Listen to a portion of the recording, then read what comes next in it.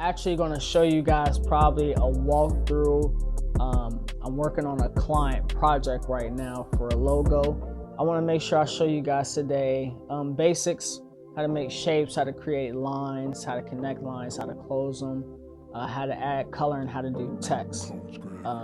And maybe a little bit of color grading. We'll see what happens from here. But we're going to go ahead and get started. And make sure you guys hit that like and subscribe button. Ooh, Flyman ran.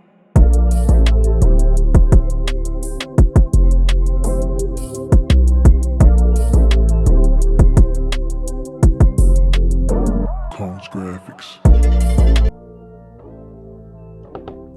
Delicious again today. Affinity Designer was actually one of my most requested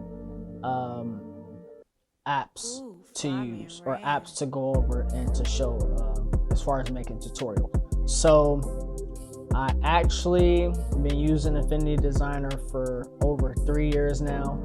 I found this program as a replacement to Illustrator and Photoshop, and when I was researching the company, I found out that I just loved everything about it. And then I was already on my iPad using a pencil, so it just made it way much more easier to use. Learning curve, of course, but I do not know a lot of people that use Affinity Designer, which makes it even more sentimental to me, because I use it all the time for all.